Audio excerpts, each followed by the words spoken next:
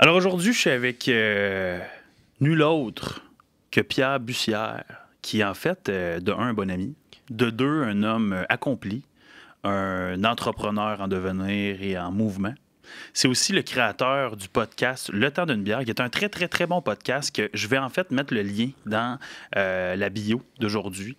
Dans cet épisode spécial, en ce 25 décembre, nous avons fini de faire la fête. Maintenant, nous planifions 2023.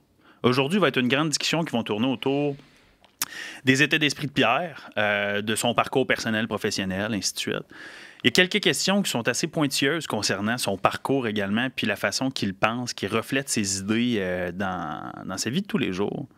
Puis, on va peut-être le faire un petit peu plus long que d'habitude, celui-là, parce qu'on est deux bons amis, on est deux personnes qui aiment discuter ensemble, qui aiment élaborer sur des sujets, qui font beaucoup d'introspection. Puis l'introspection mène souvent à la réflexion, puis à penser plus loin. Puis aujourd'hui, on pense plus loin, Pierre. Bienvenue sur le podcast d'Ergon. Bienvenue sur mon podcast, Pierre. Ça me fait plaisir d'être là, Marc. Merci de m'inviter. Pour une fois que tu n'as pas une bière, c'est le temps d'un café. Je ferais tellement pas l'appeler de même, mon podcast. Je me sens dépaysé là, en ce moment. Pour deux choses. Oui. La première, c'est qu'il boit un café. La deuxième, c'est qu'habituellement, il est censé être assis ici parce qu'on tourne dans le studio G-Mango, qui est un studio 100% automatisé, qui est dans le coworking, dans notre coworking à Ergon. Puis, c'est pas mal ça. D'habitude, c'est moi l'animateur. D'habitude, c'est toi l'animateur. On s'était dit en plus, hey, le temps d'une bière devrait aller sur le podcast d'Ergon. Je suis fait comme c'est vrai, parce que Marquin est allé sur le temps d'une bière. Il va falloir qu'on fasse un épisode spécial à un moment donné. Ben, on brasse des idées hier. On est allé hier, mais le réveillon de Noël. Quoi mieux faire que d'aller se promener en raquette? On est allé brasser des idées dans le parc de la Gatineau, puis dont une qu'on va... Ça bouge. Ouais. Ça bouge. Ben, une des choses que j'aime bien avec toi, c'est que on est toujours en train, ensemble, avec nos imaginations combinées, on est toujours en train de brasser un projet. Puis moi, je vis de projet, tu sais, je vis de création. Fait que, tu sais, jaser avec toi, je pense que toi aussi, tu as reconnu ça quand on jase ensemble. C'est comme si on multipliait nos imaginations. Mm-hmm. La somme de nos imaginations est plus grande que leurs deux parts séparées. Mm-hmm. Puis, que l'hypoténuse de notre imagination. J'allais pas me rendre jusqu'à l'hypoténuse. Je croyais pas que c'était nécessaire, mais vu que tu l'as dit, certainement. Certainement. Oui, mais certainement, c'est tout. Je m'en allais quelque part, mais... On va y aller ensemble tantôt. Bon. Aujourd'hui, on va parler de Pierre. On va parler de Pierre, on va parler de qui tu es. On va parler aussi du temps d'une bière parce que je pense que c'est vraiment une belle plateforme, un bon moment pour parler de l'historique du temps d'une bière. Ouais. Je veux qu'on parle aussi de certains moments charnières de ta vie. Mm-hmm. Tu as vu les questions, tu as vu un peu où est-ce qu'on s'en va. Je veux pas que tu hésites non plus si je vais un peu trop loin de me le dire. Comme que j'ai fait avec notre dernier invité, Stéphanie Kearns, l'épisode va sortir bientôt ou va déjà être sorti quand on va release celui-là. On est allé deep quand même sur des concepts qui l'ont travaillé. Puis le but du podcast que j'essaie de créer comme entité, en fait, ce que les gens ressortent de là, c'est d'aller creuser pour comprendre comment tu es devenu la meilleure version de toi-même. Ouais. Puis oui, il y a toujours un concept de l'entrepreneuriat et tout, parce que veux pas, je suis entrepreneur, je carbure au projet comme toi, tu sais, mais je veux qu'on n'aille pas nécessairement là-dedans, je veux qu'on aille plutôt, c'est qui, tu sais, derrière l'entrepreneur, les idées qui te façonnent, les projets qui te passionnent, les concepts sur lesquels que tu comptes mettre du temps ou que tu mets déjà du temps. Fait que, moi, je partirais avec... Allons-y, mon ami. Allons-y, tel le pont. Oui. Près de Chelsea. Allons-y, Alfonso Wright. Allons-y, Wright. Ça commence déjà à déraper. Ouais. Qu'est-ce qu'on a mis dans ce café? J'ai fait un podcast avec Benoît Laflamme l'autre jour, qui est un futur, un ami, mais qui est un futur membre aussi à Ergon parce qu'il va utiliser le package de Podcaster Coworker. Puis, sérieusement, on est allé loin dans cette discussion. Ouais, lui, je pense qu'il fait du coaching. Hein? Il fait du leadership. Ouais. Puis moi, Ben, je le connais de back in the days quand je travaillais pour une firme marketing, c'est Focus, puis il était partner avec eux autres, puis c'était le directeur des opérations-ish. Puis je ne le connaissais pas sous l'angle de coach. Puis tu sais, les coachs, c'est tellement ambigu, c'est tellement une mode, tu sais. Puis il y en a qui sont vraiment bons parce qu'il y a comme une échelle, je me rappelle plus c'est quoi là. C'est comme... T'as pas besoin d'être au top de la pyramide pour enseigner quelque chose à quelqu'un qui en connaît aucunement. Puis il est là comme un peu le mythe des coachs, c'est qu'il y en a qui disent « Ah, t'es c'est quoi l'expertise que tu as en tant que coach? J'ai déjà plus d'expertise que toi, faut que je peux te montrer quelque chose que tu sais pas. Je sais pas si tu comprends ce que je veux dire. Ouais. Puis Ben, lui, loin de là, c'est que quand on s'est rencontrés, je n'avais pas d'idée face à comment il voyait les choses dans son coaching, comment il coachait les gens. Puis dans le podcast, je l'ai dit à plusieurs reprises à quel point que ces moments de déclic qu'il appelle m'ont fait réaliser des choses. Puis je tiens à le mentionner, Benoît Laflamme, là, j'ai vraiment été épaté. Puis je pense que je vais faire une session avec lui juste pour voir jusqu'où ça peut aller. Oui. Go Benoît. Et tu m'en avais déjà parlé, puis ça a l'air intéressant ce qu'il fait. Oui. Peut-être un prochain invité pour le temps d'une bière. Il y a toujours le temps d'une bière avec quelqu'un, tu sais. Ce qui est intéressant avec la plateforme du temps d'une bière, c'est que ça me permet quand même d'aller chercher différents sujets. En théorie, je m'intéresse à l'histoire de l'alcool, mais dans les faits, tu sais, il y a un peu d'histoire dans tout. Je m'en vais dans l'histoire des drogues. Puis là, je prépare un épisode bientôt sur la neurologie de l'alcool, dans le fond. Les implications pour la tête à long terme, à court terme, concrètement, là, dans la mécanique de ta tête. Qu'est-ce qui se passe quand tu consommes de l'alcool? Qu'est-ce qui fait que ça s'en va dans tes nerfs? C'est quoi qui arrive? Fait que ça me permet d'aller dans plusieurs directions. Puis le coaching, ça m'intéresse. Peut-être que ça va être mon deuxième podcast, on ne sait pas. le temps d'un coaching. Pourquoi pas? Oui. Moi, le premier sujet, parce que j'aime toujours briser la glace autre que de parler de hey, t'as quel âge, c'est quoi tu fais, puis ainsi de suite. Ça, c'est un classique. Là, on va en parler tout au long du podcast. Chaque personne, pour devenir une meilleure version d'elle-même, passe par des événements. Ouais. Des événements qui sont parfois extraordinaires, qui te font vivre des émotions, puis qui t'élèvent à un autre niveau, puis que c'est juste du bonheur. Puis d'autres événements qui te font repenser à ta propre personne, repenser à qui tu es, repenser à où est-ce que tu t'en vas dans la vie. Puis c'est des événements qui vont plus être perçus comme un échec, mais où vient l'échec, vient l'apprentissage. Ouais. Dans ton cas, quel a été ton plus grand échec dans la vie? Ouais. Puis si tu es capable de faire un lien avec quel a été l'apprentissage de cet échec-là, ça serait génial. J'avais 16 ans, j'ai publié mon premier livre, ça s'appelait La guerre du mur blanc. C'était pas bon, mais je l'avais publié. Tu comprends? Je regarde ça avec mes yeux d'adulte aujourd'hui, puis je réalise que ça c'est pourri. Mais quand même, il y a une maison d'édition qui a dit « OK, on va te publier. » Ils ont corrigé 2-3 fautes, ils l'ont publié. Et puis, en dedans d'un an, la maison d'édition a fait faillite. Moi, j'ai regardé les reçus, puis les bons de commande. J'avais accès à des choses juste parce que j'étais un des auteurs dans la maison d'édition. Puis j'avais regardé que mon livre était le 2 ou le 3e meilleur vendeur de la maison d'édition. Fait que j'ai appris une couple d'affaires par rapport à ça, mais sur le coup, j'ai pas appris grand-chose, tu comprends? C'est vraiment a posteriori, quand je revisite ça, que je me dis, ben, ça a ouvert des portes, mais ça m'a pris vraiment longtemps, je pense, à faire mon deuil de ça, parce que de la façon dont je vois ça, c'est que ça a mis un gros arrêt sur ce que je voulais qu'il soit ma carrière d'écrivain. Tu sais, j'ai 15 ans, ma vie, c'est d'écrire.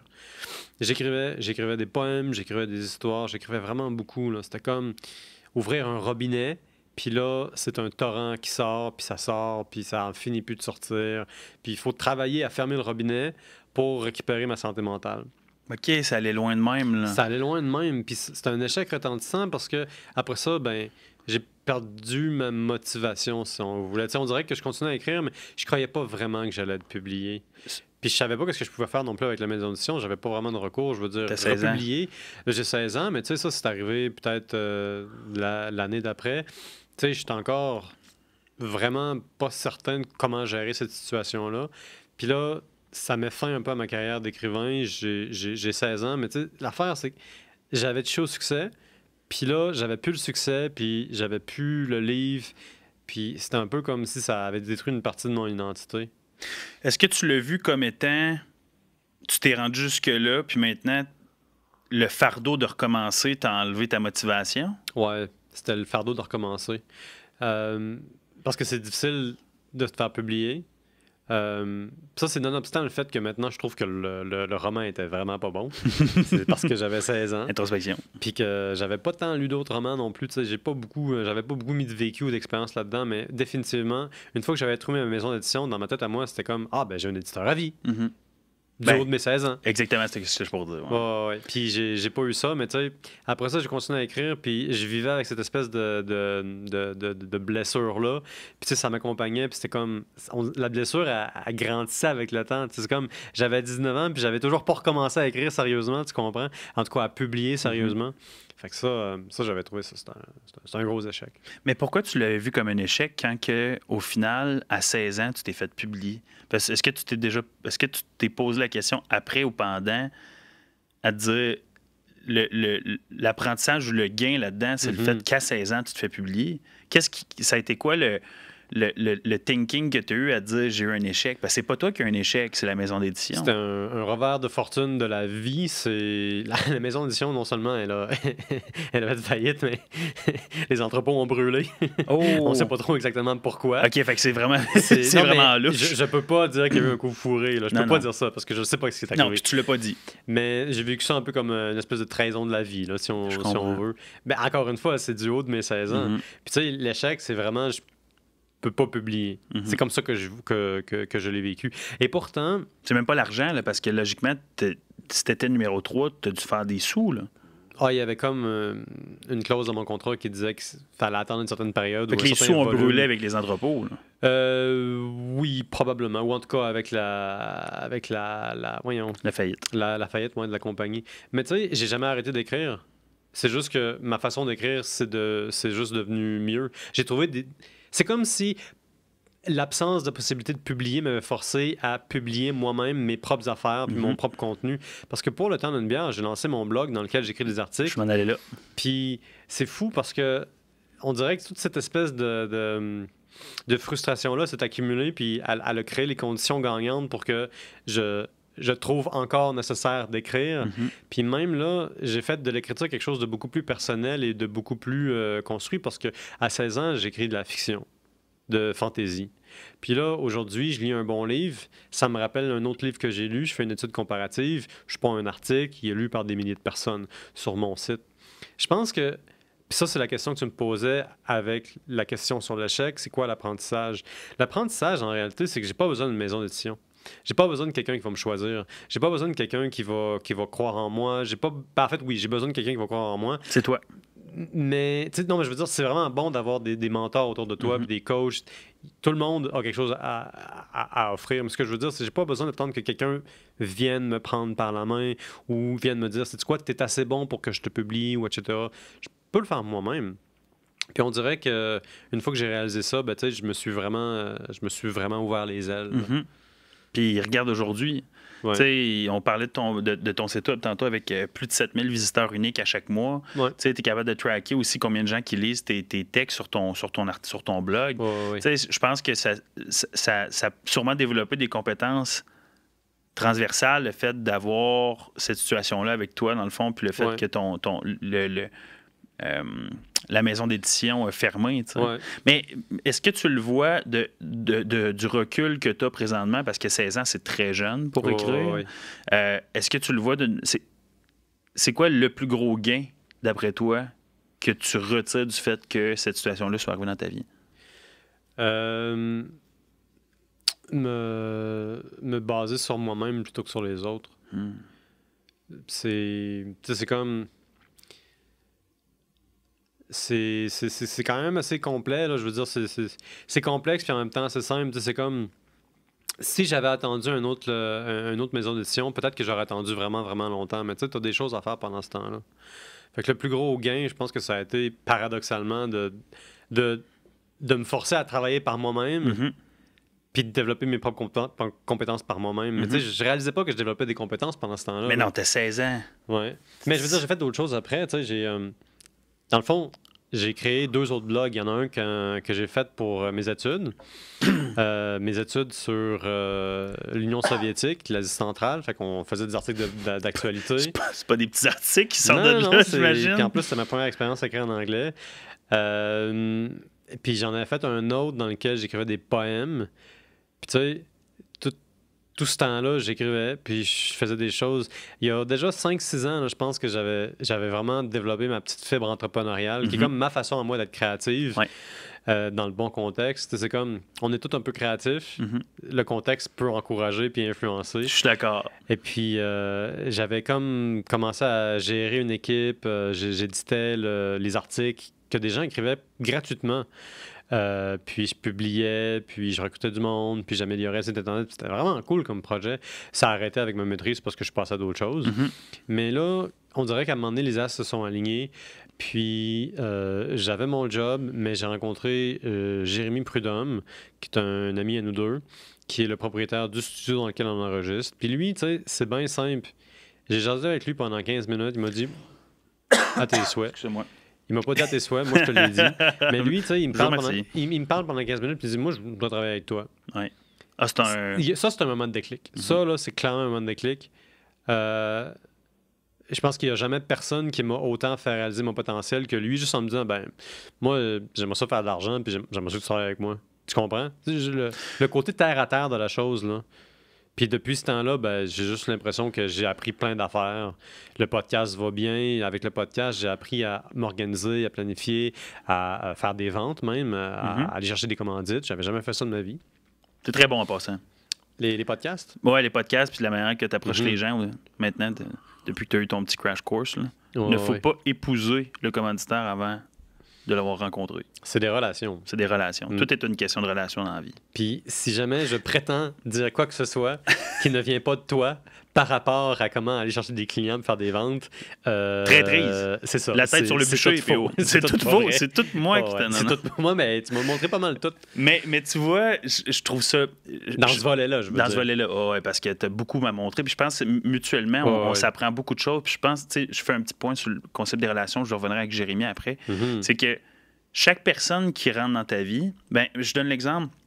C'est sûr que de 16 ans à 25 ans, pas mal tout le monde qui rentre dans ta vie, s'il y a un minimum de fit, autant que ce soit sur l'aspect psychologique, physique, des intérêts communs, il va être là pendant un certain temps. Mais à un moment donné, il y a des gens que tu veux garder dans ta vie, il y a des gens que tu dois laisser aller parce que ton temps commence à être restreint. Le travail, le fait de passer du temps avec toi-même qui est hyper important, je pense que tu dois jamais négliger ça. Mais à un moment donné, les relations que tu as te définissent. T'sais.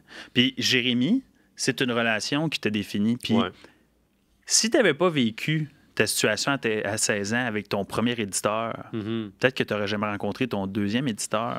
Ben c'est ça qui était Jérémy, en fait. C'est drôle parce que c'est un peu un éditeur. C'est mon directeur technique. Non, mais tu sais, quand tu y penses de même, le gars, tu crées du contenu, à tes 16 ans, tu es passionné, tu vis cette situation-là, tu break down, tu es comme « Ah, c'est fini ». Puis à un moment donné, tu te révèles à recréer du contenu avec une nouvelle passion, mais si tu n'avais jamais vécu ça à 16 ans, tu n'aurais jamais été aussi à l'aise que ça. Ben... On peut dire que ça m'a forcé à essayer d'autres choses qu'écrire. Ça m'a forcé à m'ouvrir un peu sur le monde. Parce qu'il y a quelque chose d'introspectif puis de fermé à l'écriture. En tout cas, pour moi, là, je peux pas parler pour tout le monde parce que tout le monde a sa propre approche puis son propre vécu. Mais tu sais, moi, clairement, j'allais m'enfermer dans ma chambre pendant des heures et des heures puis j'allais écrire puis c'était ça. Puis tu sais, j'étais vraiment à un moment où est-ce que c'était bon pour moi d'ouvrir ma porte puis de sortir dehors. Mais quand j'avais une idée en tête, un livre... ça remplaçait la réalité. Je devenais vraiment obsédé par mes histoires. Puis si j'avais une conversation avec quelqu'un, ben, c'était juste ça. Fait que j'étais juste, dans le fond, à un potentiel. Puis là, ben, tout d'un coup, je suis obligé de développer quelque chose qui n'est pas juste écrire des mots sur une page. Fait qu'à ce niveau-là, je pense que c'est peut-être ça le principal apprentissage de cet échec-là, qui est comme me forcer à aller faire des choses.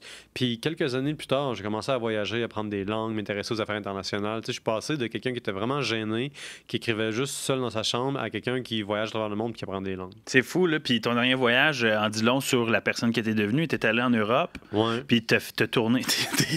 T'as littéralement amené ton petit kit de balado, puis t'as dit... Ouais, moi, je rentre ici, puis je vous interview. C'est comme ça. Ouais, Salut, moi, c'est PO du temps d'une bière. Je suis québécois. Serais-tu mon commanditaire? Non, je suis pas allé aussi loin que ça. Pas tout de suite. Ouais, c'est ça. Je te vois venir. Là. Je me suis acheté un petit kit d'enregistrement. Jérémy m'a donné des petites composantes, mais j'ai acheté 2 micros dans le fond. De fabuleux conseils, on dit. Il m'a aidé, dans le fond, à structurer mon kit de podcastage. J'ai acheté 2 micros, puis j'ai fait 6 podcasts. Puis littéralement, j'écrivais sur Instagram ou sur des pages Facebook ou sur des sites. Je leur disais, ben écoutez, je suis québécois, je vais être de passage. J'aimerais ça vous prendre en entrevue. OK. La plupart des gens disaient oui sans aucun problème. Puis là, juste à parler du monde sur place, il y a des gens qui m'ont dit OK, on va vous mettre en connexion avec telle personne. Moi, je m'en vais en Europe. Relation. Comment? Relation. Les relations. Ben oui. Tu s'en vas en Europe, excuse, je t'ai coupé. Ben non, mais c'est ça. J'étais en Europe, j'avais pas tant de plans. Je voulais aller à Bordeaux, comprendre un peu plus l'histoire du vin à Bordeaux, aller voir des cépages, aller voir les vins du Médoc, aller faire des petites tournées dans les vignobles. Déguster. En modération. Oui. Puis après ça, je voulais aller dans les Pyrénées. Je voulais aller dans les montagnes. Oui, vas-y. Je voulais aller dans les montagnes, je voulais respirer l'air pur des Pyrénées. Et puis, juste à travers le monde que j'ai rencontré, j'ai fait 3 podcasts que je ne m'attendais pas du tout à faire. C'est tellement drôle. Ouais. Puis, parle-moi de... Les Pyrénées. Des Pyrénées. Ouais. Parle-moi de... Parce que PO, c'est le temps d'une bière partout. Ah, mon Dieu. C'est le temps d'une bière partout. C'est le temps d'une bière pendant un podcast. C'est le temps d'une bière avec... Dans un kiosque qui présente le studio de podcast ou le temps d'une bière. C'est le temps d'une bière partout. Mais là, c'était le temps d'une bière dans les Pyrénées. Il y a quand même une démarche à travers ça. Je comprends. Parce que... pas qu'on aille là, c'est ça. Hein? Non, on va y aller certain. Parce que moi, j'y suis allé. Ouais. Je pensais que tu m'en allais vers une autre histoire, mais je vais raconter des histoires juste pour être sûr.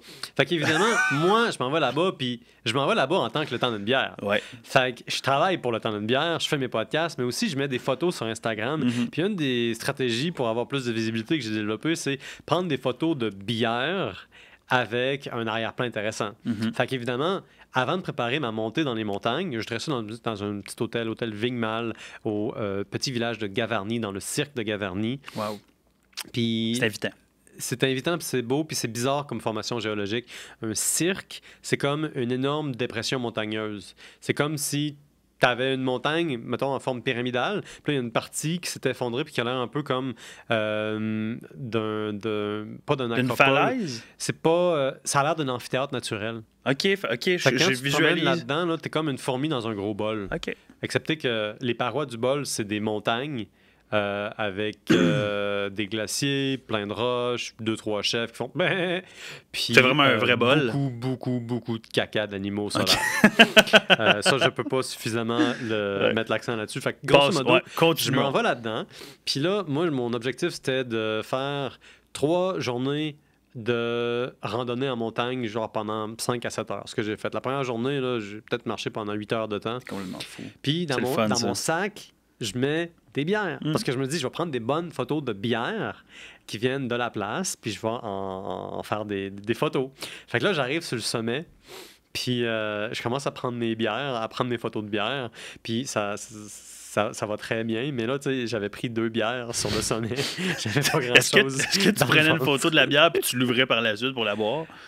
Oui. Ah, c'est très bien. C'est ça. Mais il n'y a rien de mal qui s'est passé. C'est juste que je voulais juste mettre l'accent sur le fait que quand je prends des photos de bière, c'est pas toujours le temps d'une bière. C'est que des fois, j'ouvre la bière, même si je suis en randonnée, parce que je sens que ça va faire une photo avec des likes. Tu comprends? Tout est une question d'agencement et de l'environnement dans lequel tu es. Oui, exactement.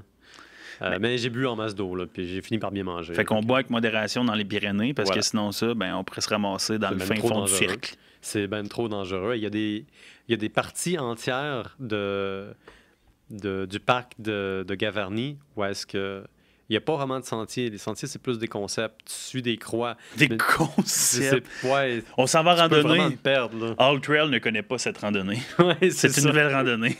Ouais, t'es un peu laissé à toi-même. Quand il n'y a personne d'autre autour de toi, là, puis que tu constates l'immense étendue naturelle des montagnes autour de toi, t'étais au milieu, t'es tout seul. Ouais, puis il faut pas trop... Moi, de nature, je suis quelqu'un de naïf, certainement, de curieux, mais il y a des fois, il faut pas trop l'être non plus. On se dit, hey, ça va être correct, mais comme il y a littéralement des gens, surtout dans des randonnées, parce qu'on entend plusieurs reprises, qui meurent, qui se blessent gravement parce qu'ils, surtout après 2 bières, ça aurait été le temps d'une chute, mettons. Ouais. Hey, c'est terrible, nos jeux de mots. Hein? C'est pas possible. Ça s'empire. Ça s'empire. Une chance qu'on boit pas de bière. Tu sais, on parle de toi à 16 ans, on parle de toi maintenant, on parle de tes projets, puis ainsi de suite, mais parmi tout ça, de tout ce que tu as vécu, y a-tu une chose que tu te dis, si j'avais recommencé, je changerais ça? Je sais pas, man. D'un côté, il y a tellement d'affaires que je changerais, puis d'un autre côté, toutes ces affaires-là font la personne qui est capable de décider qu'il faudrait changer des affaires. C'est comme... J'ai beaucoup de regrets, pareil, mais tu sais, en même temps, je suis tellement à l'aise avec la personne que je suis aujourd'hui que j'ai l'impression que ces regrets-là, ils ont comme une force motrice dans mes actions puis dans mes décisions.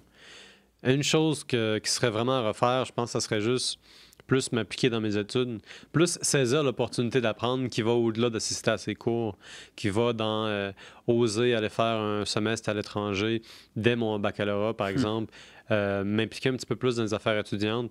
Je l'avais fait, mais j'avais tellement d'énergie que je sais que j'ai gaspillé énormément de temps sur des petites distractions. Puis ça, je le fais encore. C'est ça que je veux continuer d'améliorer avec moi-même. Je suis distrait par trop d'affaires.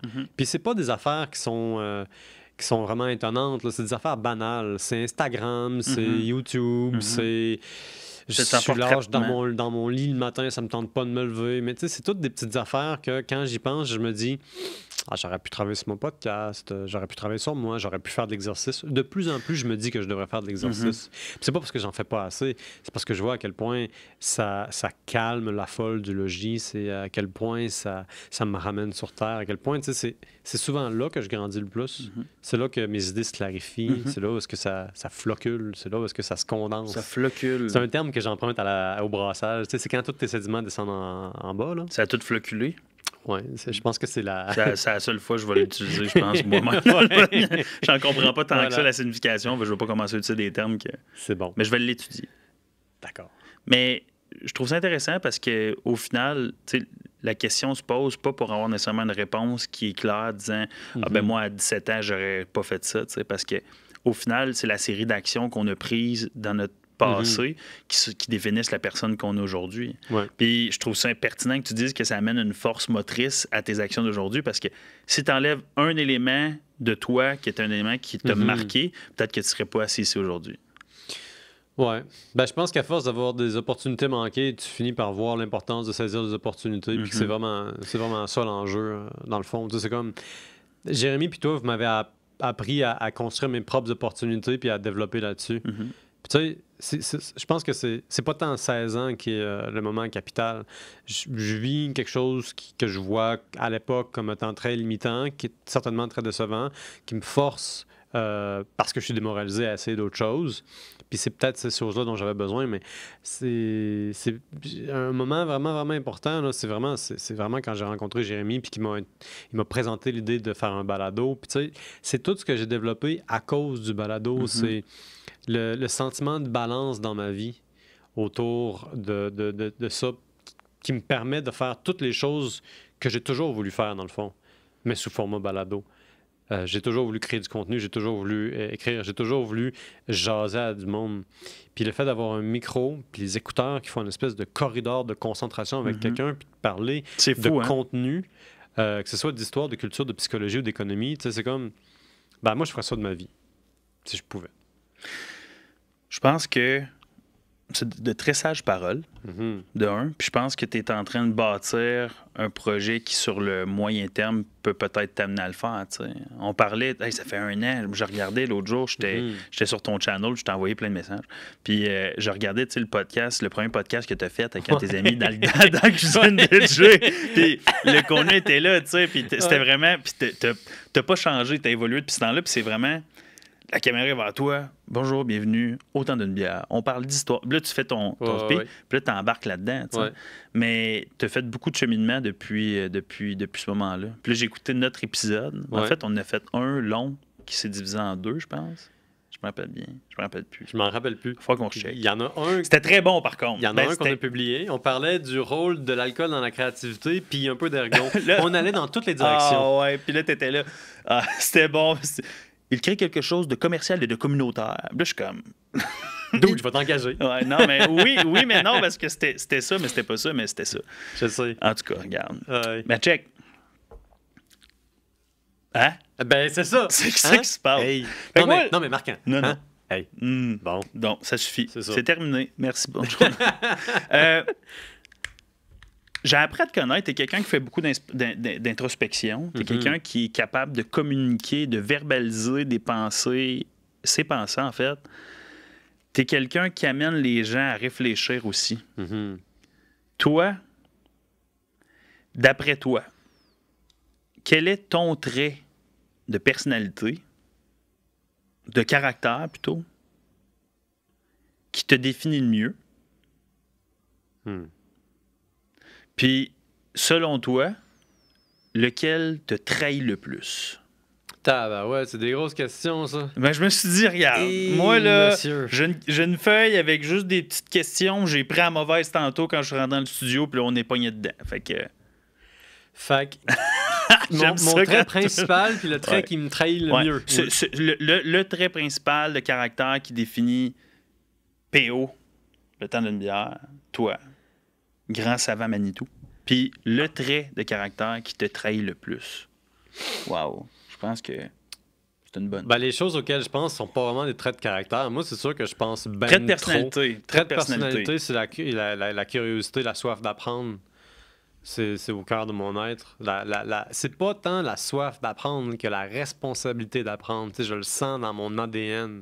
Je sens cette responsabilité-là qui me pèse dessus puis qui m'écrase. C'est lourd, ça. Qui en même temps me force à avancer dans la vie. J'ai envie de dire plein d'affaires qui sont vertueuses puis qui sont le fun puis qui me présenteraient sur un beau jour, mais j'ai vraiment pas l'impression que c'est ça qui me définit le plus. Mais c'est pas ça que je veux entendre d'abord. Je veux que tu sois confortable d'en parler. Ouais. Non, mais j'y pense. Là, je suis en train de travailler. Là, il y a 8 singes là-dedans ça bouge. Ça font de l'overtime. Ils font de l'overtime. Oublie pas qu'on est dimanche puis c'est Noël. C'est exactement ça que j'ai pensé. Ben oui. Ouais, c'est vrai. Bon, définitivement, la soif d'apprendre, ça, c'est vraiment là. Puis tu sais, mes amis qui me connaissent bien depuis longtemps, ils diraient que je suis très exigeant avec moi-même. C'est genre, je suis rarement satisfait, là. Et c'est jamais assez. C'est jamais assez correct. C'est comme, je cherche la vérité aussi. C'est important pour moi de m'assurer, une fois que j'ai dit quelque chose, que je pensais au moment de le dire que c'était véritablement vrai. Il ne s'agit pas d'être correct. Il s'agit d'être vrai. L'intégrité, à ce niveau-là, ça me définit quand même pas mal. Puis ce qui fait que des fois, les gens me demandent comment ça va, puis je me dis, ben là, attends un petit peu, faut que j'y pense. Tu comprends? Non, mais je prends au sérieux des choses qui devraient vraiment être très banal, puis tu sais, rapide, puis simple. Qui l'a défini que ça devait être banal, rapide? Non, mais je veux dire, il y a une norme sociale qui fait que tu commences pas avec un exposé existentiel quand quelqu'un te demande comment ça va. Tu comprends? C'est pas le moment de remettre en question le libre arbitre. Non. C'est le moment de dire ça va-tu? Oui ou ça non? Va. Voilà, c'est le moment d'échanger à un niveau plus, comment je pose ça, fonctionnel. Je comprends. Fait que c'est ça. Mais philosopher, définitivement aussi, ça, c'est sinon un grand trait de caractère, au moins une habitude assez fréquente, voire des fois une mauvaise habitude, parce que ça m'arrive de juste commencer dans une conversation et dire « Puis toi, te sens-tu libre? » C'est tellement mal. Mais moi, sur les applications de rencontre, je suis terrible. Genre, la fille va me dire bonjour. Mais tu filtres. Toi, là... Qu'est-ce qui te pousse à avancer dans la vie? Qu'est-ce qui te pousse à avancer? Mais tu sais, c'est des questions c'est super. Ah, c'est bon. Mais en même temps, tu sais, c'est grâce à ces questions-là que tu filtres les gens autour de toi aussi. Oui. C'est super important, ça, là. Puis j'imagine encore plus sur des sites de rencontres, si tu veux filtrer puis d'avoir quelqu'un qui va te comprendre. Hey, la journée que quelqu'un, c'est sûrement déjà arrivé, mais que tu as demandé, toi, te sens-tu libre? Mm-hmm. Puis là, elle va commencer, elle ou il va commencer à t'exprimer du fond de son cœur et de son âme pourquoi qu'elle se sent libre ou qu'elle ne se sent pas libre. Mm-hmm. Là, tu vas ouvrir une discussion puis une porte que tu aurais peut-être soit dû ouvrir, soit pas dû ouvrir, mais qui va mener à une excellente rencontre. Fait que, Marquand, te sens-tu libre? You did that to yourself. Mais non, je vais répondre non à ça. Parfait. Je trouve que ça a le mérite d'être clair. C'est clair, authentique, honnête, mais je suis en cheminement pour. Ouais. Je ne suis pas à 100% libre, mais la première étape, c'est de le savoir. Mm-hmm. La deuxième étape, c'est de le comprendre pourquoi. Ouais. Puis la troisième étape, c'est de prendre action pour le devenir. Ouais, je me souviens d'avoir... C'est là où est-ce que je suis rendu à la troisième étape. On parlait véritablement et très sérieusement de libre arbitre avec un de mes amis, puis tu sais, on constatait que la liberté, là, au sens absolu, elle n'existe pas, elle existe au sens idéal, un peu comme la vérité. C'est pas des choses qui sont calculables, ultimement accessibles, mais c'est des objectifs qui sont nécessaires. Mm-hmm. Si tu crois pas à la vérité, rien ne peut être vrai. Mm-hmm.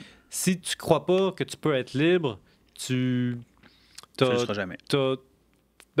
t'as pas de moyen d'y parvenir vraiment. Il faut que tu définisses c'est quoi la liberté pour toi, avant? Ça, c'est le problème aussi. Ça se prête tellement à plein de définitions. Ouais, mais c'est pas. Oui, mais là, on va aller trop loin si on va là-dessus, dans le sens que ça se prête à plein de définitions pour plein de monde. Comme il n'y aura jamais il y aura jamais quelqu'un qui va dire moi, je me sens libre comme ça, puis l'autre va dire hey, moi, c'est pareil. Ouais. Ça t'appartient, ça. Tu sais, être libre pour quelqu'un peut être je fais 100 000 par année, j'ai 4 ans. Tu comprends? Ouais, Puis je pense qu'il faut pas aller tout le temps trop loin. Puis c'est le côté philosophe de la chose. Puis là, ça me ramène à ton trait de caractère qui te trahit. Moi, je veux le savoir, ce trait de caractère-là, parce que tu me l'as pas abordé.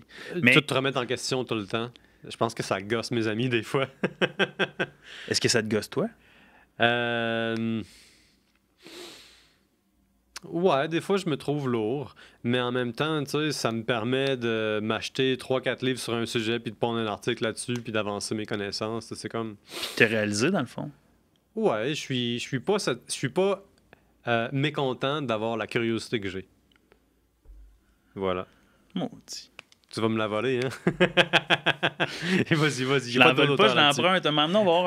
On en parlait l'autre jour, là, le Wall of Fame. Un tableau des meilleures citations. Ben, on va avoir un tableau des meilleures citations, puis des invités aussi, qui vont marquer le studio, pas nécessairement le podcast. Ben, le podcast. Bon, je vais demander à Jay, hein, tu me fais un petit coin de mur. On va s'arranger. Avec les gars des vues. Ils vont avoir un chèque à faire. Non, c'est pas vrai. Ben, check. on part de là. Parlant de chèque. Parlant de chèque, comment tu fais de cash, toi, par l'année, PO? Non, c'est pas vrai, c'est pas ça que je veux savoir. Moi, je veux savoir, parce que c'était une belle citation que tu as dit, mais en même temps, c'était léger. On va se le dire. C'est quoi la citation, toi, dans ta vie? Parce que tu en as lu des livres, puis tu en lis des livres, puis tu vas en lire des livres, puis tu en as écouté des documentaires, tu en as compris des choses. Mais quelle est la citation qui marque ta vie? Dans un très vieux livre. OK, vas-y. Écrit par l'empereur romain Marc Aurèle. Ça s'appelle Méditation. C'est un livre que lui a écrit au fil de ses campagnes en Allemagne. On est à peu près au 1er, 2e siècle. Il passe à peu près la moitié de sa vie, littéralement dans le bois, à faire des campagnes militaires. C'est un stoïque, c'est-à-dire que c'est quelqu'un qui croit au contrôle des passions et puis à la recherche d'une éthique de vérité et d'intégrité qui prime sur les plaisirs de la vie. Okay. Donc, qui met le devoir puis la croissance personnelle au-delà des plaisirs avec le plus grand P, avec un P majuscule. Alors lui, il écrit ça pour se parler à lui-même. C'est comme son journal personnel. Il a interdit à tout le monde autour de lui de le publier après sa mort. Ça ne devait pas être publié. Fait que c'est un livre qui m'a quand même beaucoup marqué puis qui est un ouvrage de référence dans le stoïcisme. L'as-tu chez toi? Oui, je l'ai. Je te l'emprunte tantôt. D'accord. Et puis, c'est ça s'appelle Méditation. Puis c'est vraiment un livre dans lequel on parle de la nécessité d'être clément envers soi-même, mais en même temps d'être dur. Fait que ça va chercher une espèce de balance entre le besoin de devoir. Ça, c'est quelque chose de très romain. C'est quelque chose que Marc Aurelius amène au stoïcisme. C'est la prépondérance du devoir sur tout ce qu'il y a. Si tu fais ce que tu dois faire, c'est assez pour ta journée. Tu n'as pas besoin de te casser la tête. La simplicité. Il y a de la simplicité là-dedans, mais il y a aussi le rejet des distractions du monde de l'époque ou du monde moderne. Ça, c'est vraiment... C'est la discipline, autrement dit, c'est la discipline de l'esprit. Ça, c'est vraiment un concept de base là, dans le stoïcisme. Puis lui, il apporte beaucoup de dignité, on dirait, à travers ça. Une des phrases qui m'a le plus marqué dans ma vie, la citation qui m'a le plus marqué, c'est une citation de Marc Aurèle qui dit « Si tu regardes suffisamment loin en toi, tu vas trouver une source infinie. » J'ai trouvé ça beau, j'ai trouvé ça universel, j'ai trouvé ça transcendantal. Je me suis dit, c'est quelque chose qui, même si c'était faux, métaphoriquement, serait le paradis sur Terre. Répète là-dedans. Si tu regardes suffisamment loin en toi, tu vas toujours trouver une source. Là, évidemment, j'ai pas le choix d'utiliser des mots qui sont pas tout à fait les meilleurs, vu que c'est écrit dans un... C'est parfait. Dans un vieux latin. Mais pareil, pour moi, ce que ça veut dire, c'est que si tu fais l'effort d'aller très loin en toi, tu vas trouver les plus grosses batteries de la planète. Tu vas trouver de l'inspiration, tu vas trouver de l'amour. Moi, j'ai une lecture un petit peu différente par rapport à ça parce que je me mets dans le contexte. Marc Aurèle, c'est pas juste un empereur romain, c'est pas juste un stoïque, c'est quelqu'un qui vraisemblablement a participé ou a été initié au mystère d'Éleusis. Marc Aurèle a refait construire un temple, le temple principal d'Éleusis en Grèce, qui pendant 2000 ans a été une religion continue de pèlerins grecs, mais aussi du pourtour méditerranéen. Tu n'avais pas absolument besoin d'être grec. Les femmes étaient aussi là, alors que le monde grec est un monde où est-ce que les femmes n'ont pas vraiment de droit, un peu comme dans l'Empire romain. Mais c'est pas juste les Grecs qui vont là. Il n'y a pas le droit à l'éducation pendant un... Alors, les femmes sont invitées, les pauvres sont invités. Tout le monde, dans le fond, peut y aller. Puis ça, c'est un rite secret. On n'avait pas le droit d'en parler sous peine de mort. Puis Marc Aurèle serait allé là-bas, aurait été initié. Il aurait bu une espèce de boisson. On pense que c'est une boisson un peu hallucinogène à base de malt, d'orge qui aurait été contaminée à l'ergot, quelque chose comme ça. L'ergot, c'est à partir de ça dont on a synthétisé le LSD. Okay. L'ergot, là, c'est un parasite qui pousse sur les céréales, en particulier sur le seigle et sur l'orge. Ça pousse pas mal dans toutes les céréales, là. Puis aujourd'hui, c'est contrôlé. Mais l'ergot n'est jamais disparu. Puis on pense que juste à côté du temple, il y avait tout un champ dans lequel on faisait pousser de l'orge, où est-ce que l'ergot contaminer le produit. Était comme toujours présent. Wow. Tout ça pour dire que quand Marc Aurèle a écrit cette phrase-là, il y a une partie de moi qui pense que lui a été initié, puis qu'il a eu une vision. Et puis, ça, c'est P.O. qui parle, qui pense, qui opine. C'est pas avéré. Non. Mais moi, j'imagine ça comme étant une révélation qui vient de l'inconscient. Une fois que tu as éliminé tous les obstacles que ta conscience peut poser, qui sont des inhibitions qui se sont développées avec le temps, qui sont des espèces de carapaces que tu construis. Moi, je prends pas... Des paradigmes. Oui, exactement. Des paradigmes, mais aussi des mauvais ou des bons réflexes. Je ne suis pas tout à fait un grand avocat des drogues, mais il y a certains types de drogues hallucinogènes qui font la synesthésie des sens. Ça, c'est quand tous tes sens sont mélangés. Ça reconfigure le temps d'une drogue, la topographie de ton cerveau, ce qui fait que tu penses littéralement en dehors de la boîte.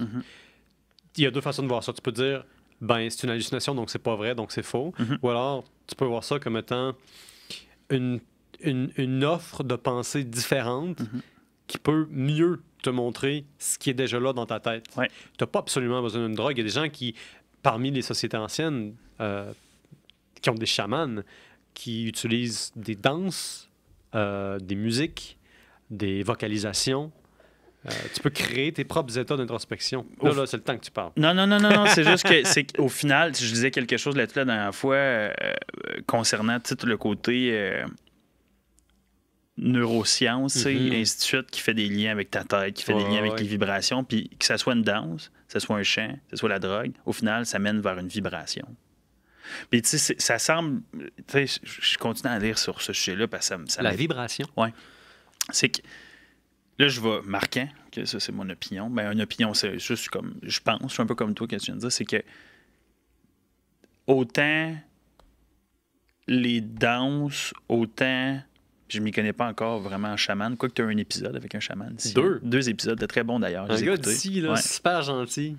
Puis, c'est que c'est toujours une question de vibration. Puis, probablement, qu'est-ce qui s'est passé avec Marc Aurèlius cette journée-là, c'est que ça l'a amené sa tête sur une certaine vibration qui l'ont amené en dehors de son corps. Parce qu'il y a comme tellement de choses qui pointent vers le fait que on a notre univers conscient, qui est celui-là en ce moment, que tout ce qui se passe en ce moment est déjà en train de se passer d'une autre manière, mettons. Puis c'est toujours une question de vibration. Puis plus loin que ça encore, c'est que absolument tout ce qu'on fait, dont la fois, mettons, que probablement Marc Aurèle aurait bu de l'ergot, t'appelles? La boisson que les Grecs utilisaient s'appelait le kykéon. Puis là-dedans, il y aurait eu de l'orge contaminée à l'ergot. L'ergot, c'est la base une des bases, dans le fond, du LSD, tu sais. C'est à partir de l'ergot qu'on a synthétisé le LSD, dans les années 50 ou 60, je pense. Les psychédéliques. Ouais, c'est un chapitre vraiment intéressant du 20e siècle, je trouve. C'est tellement intéressant. C'est le contexte géopolitique puis culturel aussi. Tu sais, on est dans les années 50, plutôt 60, 70. On est dans la révolte à l'ancienne génération. on est dans la séparation de l'Église puis du monde séculaire. On est dans la guerre froide. On est dans une période où est-ce que la chimie puis la biologie sont en pleine explosion. On fait beaucoup de recherches. Puis on utilise des drogues qu'on teste à des fins médicales. Puis après ça, ben il y a des organismes du monde qui investissent dans les drogues aux États-Unis pour en faire une arme de persuasion massive. Mhm. Hein, on a tous vu, là, il y a eu plein de documentaires récemment qui sont sortis, comme quoi la CIA là, investissait dans le LSD et dans d'autres affaires pour voir qu'est-ce qu'on pouvait faire avec ça. Mhm. C'était pas les seuls. Les grandes compagnies pharmaceutiques Tout le s'intéressaient monde, aussi à tout, ça. tout le monde qui avait un certain pouvoir l'ont fait. Il y avait le potentiel, puis là, ça s'est traduit dans les masses, puis là, ça a été adopté par beaucoup de personnes. Puis là, en dedans de 5 ans, niet. Il reste plus rien. C'est maintenant illégal. C'est comme si on était allé trop loin. Sauf que maintenant, C'est le contraire. ben, on est en train. Il y a tellement de changements qui arrivent, mon gars, depuis Ah, 2 ans. C'est que, tu sais, tout le côté hallucinogène, je donne l'exemple des champignons. Il y a un bon reportage qui s'appelle c'est du Psyllium. Il y en a deux. La psilocybine. Oui, mais non, mais c'est un reportage. Parce qu'il y en a un qui, je pense, s'appelle Psyllium, puis il y en a un autre, je me rappelle plus du nom, mais sur Netflix, c'est super intéressant, qui explique la connexion, dans le fond, des champignons dans le monde entier versus comment que notre cerveau est fait avec la connexion dans notre terre. En tout cas, il y a comme des liens qui se font. Regarde, ça sera un autre sujet, parce que si on commence à déraper là-dessus, on risque de déraper pendant longtemps. Mais je trouve ça très intéressant, par contre, le concept de la citation que tu as apporté, qui nous a... Ça dérape toujours un peu un podcast. Ça dérape pas, ça coule. C'est implicite. C'est implicite. Ça se tasse à gauche, à droite, en haut, en bas. C'est ça qui est génial. Ça coule de source. Ouais. Puis ce qui est intéressant, c'est que quand ça coule de source, ben, ça mène vers d'autres idées. Ouais. Puis moi, j'en ai une pour toi aujourd'hui. Ouais. OK. Là, il y a le temps d'une bière. Là, tu me dis que le temps d'une bière n'a jamais aussi bien été. Ça va bien au niveau de la croissance que vous avez. Ouais. Ça va bien au niveau de la portée que tu as, au niveau de ton alignement personnel aussi, parce que tu as un travail, mais tu as aussi le temps d'une bière, tu as comme toute ta vie en tant que telle. Je te dis, moi, tu as tous tes projets, tu as tout ça. Demain matin, je m'en viens de voir, je te dis, PO, pour le temps d'une bière, pour PO personnel, pour peu importe ce que tu veux faire, je te donne $1 million. Qu'est-ce que tu fais avec? J'ai déjà pensé. Je pense pas que je dirais oui. OK. Je pense pas que ce serait éthique de dire oui. OK. Je te laisse continuer. Ben, si jamais je vendais le show, mettons, pour $1 million, la première chose que je ferais, c'est que je ferais un autre show. OK. Je rectifie. Je donne $1 million. Il y a $1 million dans la vie qui arrive dans la vie PO. Pas je te donne $1 million pour ton podcast. OK. Non, je veux qu'on aille plus loin que ça encore. OK. Ah non, parce que là, tu me dis c'est pas éthique. Je suis comme, là, man, t'es-tu anarchiste tête, là? T'en veux pas d'argent, tu veux te nourrir de petits pois puis de soupe au lait, mon gars? Comme... Excuse-moi, j'étais mal compris. Ouais, c'est correct, on va recommencer. Moi, c'est marquant, toi, c'est PO. OK. Aujourd'hui, on est sur le temps d'une bière. Je comprends. Non. Je te donne $1 million, tu gagnes $1 million, qu'est-ce que tu fais avec? C'est le... OK, je mets un layer de plus. C'est le dernier argent que tu vas avoir de toute ta vie. Ah, oui. Ouais. Après ce $1 million-là, tu n'as plus une scène qui rentre de nulle part, sauf si tu utilises à bon escient cet argent-là. Genre, tu pourrais continuer à travailler. Je pense que je mettrais la moitié dans un bloc appartement, puis avec l'autre moitié, je me partirais un business. Je deviendrais peut-être un média. Ou alors, je sais pas, moi, j'achèterais une microbrasserie. OK. Puis je ferais des podcasts ou des panels dans la microbrasserie. Ah, ça serait bon, ça! Ouais, ça pourrait être pas pire. Tu sais, ça serait cool de pouvoir enregistrer là, devant une audience, avec, mettons, une vitrine là, pour atténuer le son. Ou peut-être que tu n'aurais pas besoin de ça, mais tu sais, j'aime mélanger l'agréable à l'agréable. Fait que, tu sais, mettons que j'avais de l'argent. Quel beau mélange! C'est pas pire, hein? C'est très agréable, en tout cas. Tu sais, dans un monde parfait, j'aurais une espèce de café genre étudiant, là, avec plein de livres, puis le monde peut faire de l'échangisme littéraire. Très persuasif. C'est pas pire, hein? Mais je veux vraiment dire échanger des livres. Oh, ouais, je comprends. Après ça, il y aurait aussi de la bière de microbrasserie, puis il y aurait genre une espèce de salon de conférence, puis moi, dans le fond, je serais le propriétaire, mais surtout, j'inviterais du monde que je trouve intéressant, puis ferais des présentations. Ça serait bon. Ça serait un mélange de plein d'affaires que j'aime. Ça serait un mélange de... T'as un passive income qui te génère de l'argent tout le temps, puis qui bâtit, dans le fond, ta sécurité financière avec une Ouais. passion que tu mélanges à également générer de l'argent qui t'amène à une sécurité financière. Ben, moi, ma passion, je pense que c'est créer du contenu. C'est ça, du contenu à boire. Oui, Du contenu, à liquide écouter, du contenu ou verbal. à lire. Ouais. Puis est-ce que, hey, PO, faut que m'emmener, il faut faire de quoi m'emmener. Nous, puis les opportunités Ah, marquantes. ça arrête pas, ça coule. Il n'y a pas moyen de faire un podcast avec toi. Non. 5 minutes, il y a comme une idée qui Ouais, vient je de sais. toi ou de moi. Ouais, je sais. Je Puis veux une dire, idée... on est à 2 minutes là, d'organiser un meeting puis de finir le podcast. Ah, ben en fait, je l'ai déjà planifié. Là. OK, Ouais, OK, c'est on après est notre en podcast. meeting. On OK, c'est elle est bon. déjà en meeting. Moi, il y a deux choses. Je fais du push, il y a deux choses. Je lance ça dans l'univers. Moi, j'aimerais ça qu'en 2023, on ait une collaboration avec une brasserie locale pour créer une première bière entrepreneuriale. Ah, ça se fait. Ça, je suis sûr que Gallicus puis le 5e baron sont super intéressés. Je lance ça dans l'univers. Ça, puis à la dérive. Ouais. Peut-être un trio, tu comprends? Chacun fait leur bière qu'ils veulent, mais c'est une bière entrepreneuriale qui est Mhm. signée avec Ergon et tout. La deuxième chose, C'est juste une question de temps. là, j'ai une question de temps puis une question de le demander, d'envoyer le petit courriel. Fait Ouais. comme les gars ont fait quoi? Ou les gars ou les filles, en tout cas, leur équipe. La deuxième chose, c'est pourquoi que tu lances pas une bière le temps d'une bière? Ah, j'y ai pensé. Puis tu sais, on change le concept. Là. Chaque bière Ouais. mène à un épisode ultra pertinent, spécial, genre Ouais. comme, je sais pas, tu sais, que ta bière devient un élément marketing. Tu parles de devenir un média, tu sais, comme, Ouais. t'as un QR code, puis là, si t'arrives sur le temps d'une bière, tu peux t'enregistrer en infolette, tu peux faire X, Y, Z, puis comme les gens font juste suivre parce que, PO, ton contenu est désaltérant. Tu comprends? Ton contenu est excitant. Ton contenu Ouais. est intéressant. Moi, je les écoute, tes podcasts, puis Ouais. je t'écoute Ben, encore merci, c'est parler gentil. en plus. là, Ah, tu sais. ouais. Ben écoute, Non, mais tu sais, c'est on- peut-être quelque chose que je pourrais faire pour le 100e épisode. Ah! Pour, je le ferai pour un événement. Là. En fait, je cherche l'événement. Pourquoi qu'on ne crée pas l'événement ici? Ben, c'est sûr qu'on va créer l'événement ici. Pourquoi qu'on fait pas le temps d'une bière à Marquant, Ergon? je te l'ai dit. Ah, là, sac, on n'est il pas a- encore dans notre meeting. Ah, je Marquant, t'es prends des encore en train notes. d'essayer de faire un meeting. Excusez. Non, mais très sérieusement, c'est Ah, juste je une suis question fou. de temps. À un moment donné, on va faire brasser la bière du temps d'une bière. Mais tu sais, pourquoi pas juste Ah, ça va acheter une microbrasserie? Ah, j'ai pas les fonds. Ça, c'est sûr. Ça se Pas trouve, encore. ça se trouve, ça. Ça se trouve. Avec un bon plan, avec tout. Puis Ouais. build the brand, mon gars. Build it and it will come. Mais comme là, en encore ce là, moment, ce ça. qui m'intéresse le plus, ça reste la fabrication du contenu. Je sais. Puis les événements. Faire, c'est en 2023, mais ce que j'aimerais, là, c'est pouvoir faire des shows live.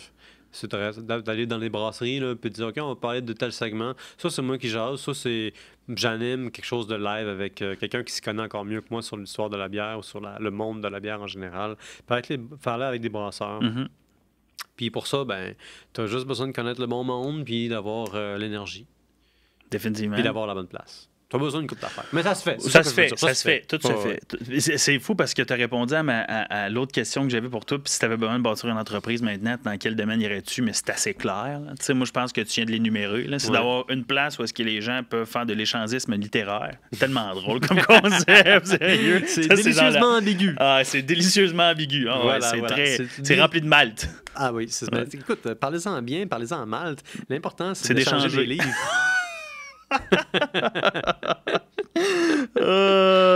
Mais, OK. Next question. Next, on passe au suivant. Euh, Marquant, là, Ça on me voit fait que ta tête s'est mise à fermenter. là. Ah ouais, ça T'es en fermente train ici. de- Non, mais je trouve ça le fun. Moi, je suis tellement quelqu'un de conversation. Tu sais, Ah ouais. On en parlait, je pense que c'était avec toi hier. Non, on en a parlé un peu hier, mais j'étais allé à un souper, j'ai été invité à un souper de Noël hier. Mhm. Puis, tu sais, j'ai compris quelque chose en me faisant poser la question. J'aime pas les small talk. La question était, aimes-tu les small Non, talk? on parlait d'un sujet de rencontrer une nouvelle personne, puis ainsi de suite. Ouais. Puis j'ai juste. C'est juste arrivé de même. J'ai dit, ben moi, j'aime pas ça, les small talk. J'aime pas Mhm. ça, les discussions qui sont trop légères. Puis, tu sais, don't Ouais. get me wrong, je suis amplement capable de juste Mhm. de lancer des idées un peu folles puis de Ouais. dire des niaiseries. Tu sais, c'est pas ça. Ouais, C'est ouais. quand que ça tourne toujours autour de small talk. Puis, tu sais, ce que j'aime beaucoup dans nos discussions ensemble, que ce soit là sur le podcast, que ce soit n'importe quand dans notre vie, c'est que on est. C'est même pas ennuyant, les Mhm. questions qu'on se pose. Mhm. Tu comprends ce que je veux dire? Mhm. C'est qu'on fait juste se poser des questions par rapport à la vie, on a des réflexions, puis ça amène à des idées, des meetings, et ainsi de suite. Tu sais, mais Mhm. c'est enrichissant. Moi, ça Mhm. m'énergise. Hier, j'étais. J'écoutais une vidéo sur la numérologie, puis j'étais allé vérifier quelque chose aussi concernant mes traits de caractère, puis ma personnalité. Puis moi, je suis un protagoniste qui appelle.